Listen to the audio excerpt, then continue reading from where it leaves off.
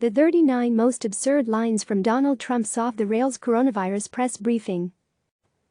After a weekend without a daily coronavirus task force press conference and a huge New York Times piece excoriating his handling of the crisis, President Donald Trump came out roaring on Monday, blasting the media and his Democratic critics in the longest press briefing of the pandemic. It clocked in at 2 hours and 23 minutes. It was, well, something. Below, the lines you should see from it. 1. It's a tough deal. It was a bad level. That was a bad group. That's as high as it gets. It was bad grouping of tornadoes.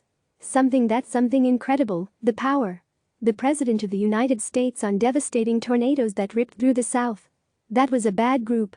That's as high as it gets. And away we go. 2. So we have the biggest economy, the greatest economy we have ever had, the highest employment numbers, the best employment numbers, best unemployment numbers, also, the best of everything. Trump says that the economy was the best in the history of the country all the time. Which, still, doesn't make it true. Oh, and also, we had the best of everything. 3. And I said, China, you can't come in, I'm sorry, because I saw what was going on. It wasn't so much what I was told. It was that I saw what was going on. And I didn't like it. See, no expert told Trump to limit travel from China earlier this year. He just knew, because, smart, to do it. 4. But sort of I have been brutalized for the last 4 years. I used to do well, before I decided to run for politics. But I guess I'm doing okay, because, to the best of my knowledge, I'm the President of the United States, despite the things that are said. This amounts to Trump telling the media that he is president and they're not. So, yeah. 5. But the people from Joe Biden's campaign, who are smart, people that write those little PR releases are pretty smart, reasonably good, not the best, but they're not bad. Pretty good, not bad, I can't complain. John Prine 6. And so the story in the New York Times was a total fake. It's a fake newspaper, and they write fake stories. The New York Times story was based almost entirely on documents and emails, not anonymous quotes. So, did someone fake all those internal memos and emails? 7. Now, with that, I have a couple of we have a few clips that we're just going to put up. We could turn the lights a little bit lower. I think you will find them interesting. At this point, the President of the United States ran a propaganda reel campaign ad touting how great he has done on dealing with the coronavirus. It ran on the White House grounds while Trump was in his official role as President of the United States. If you don't have a problem with that, you aren't paying attention. 8. So, we could give you hundreds of clips like that from governors, including Democratic or Democrat, as I call them, governors, which is actually the correct term. Democrat is not actually the correct term. The word Democrat is a noun and, therefore, can't be used to describe a party. Democratic is an adjective, and can. The reason Trump says Democrat Party isn't because of grammar, of course, it's because he and many other Republicans don't like the idea of people perceiving their opponents as the Democratic ones. 9. But I just want to say, it's very sad when people write false stories, like, in that case, I guess it was gotten mostly from the New York Times, which is if you had libel laws, they would have been out of business even before they will end up going out of business. You'll notice here that Trump never makes clear what, specifically, is wrong with the Times story. Because, well, he doesn't have anything. Also, it can be true that some governors, even moist governors, praised Trump at some point during this crisis, and there were early warning signs missed and slow response when it comes to testing. 10. They're not able to fill the beds. They needed 2 hospitals. We built one. It was perfect. What does the perfect building of a hospital actually look like? Your guess is as good as mine. 11. But nobody's asking for ventilators. The ventilator shortage is here. The medication shortage is next. Washington Post, April 9/12. I heard it was, like, just a perfect phone call. This is Trump talking about a call he and Vice President Mike Pence had with governors on Monday. This is, at least, the second perfect phone call Trump has been part of since becoming president. The first, obviously, was his July 2019 call with Ukrainian President Volodymyr Zelensky. 13. The press has not treated these incredible people, who have done such a great job, they haven't treated them fairly. They're way off. If you think that Trump is upset because he thinks the media hasn't treated healthcare workers fairly, I've got a blood testing company called Theranos that I think you might be interested in buying. 14. I will bet you I have over 100 more clips even better than them. They were just pieced together over the last 2 hours. That was just, oh, we have far better than that. That's nothing compared to some of them. You think that propaganda video was good? Man, you should have seen what we could have done. 15. Some people wish we never closed it down. Now, if we didn't, we would have lost hundreds of thousands of people. This is a classic straw man argument by Trump. Name someone who, in any position of power or influence, said that the country should not enact social distancing protocols to protect from the rampaging virus. All Trump is doing here is creating himself as some sort of visionary hero because he did a thing that no one was saying not to do.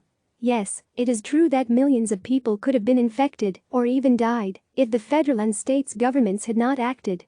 But an action like that was never even considered. 16. We did the right thing. Everything we did was right. Everything we did was right. Okay. Got it. 17. Governors should have had ventilators. They chose not to have them. So, any initial or current ventilator shortages are due to governors not adequately preparing for this pandemic. The big takeaway here? Donald Trump did nothing wrong. In fact, everything we did was right. 18. Let's get back to the regular. Should we get back to the regular? I mean, sure, I like the regular. Who doesn't? 19. I retweeted somebody.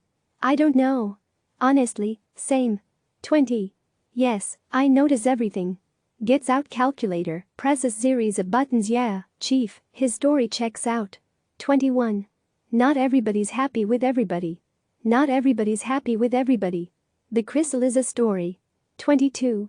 We have done a job, the likes of which nobody's ever done, the mobilization, getting of equipment, all of the things we have done. Nobody's ever done a job like this. Trump is absolutely obsessed with always being the biggest and the best. The best response to a global pandemic.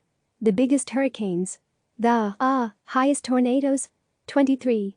We have 50 governors and territories, by the way. People don't ever mention that. We have territories.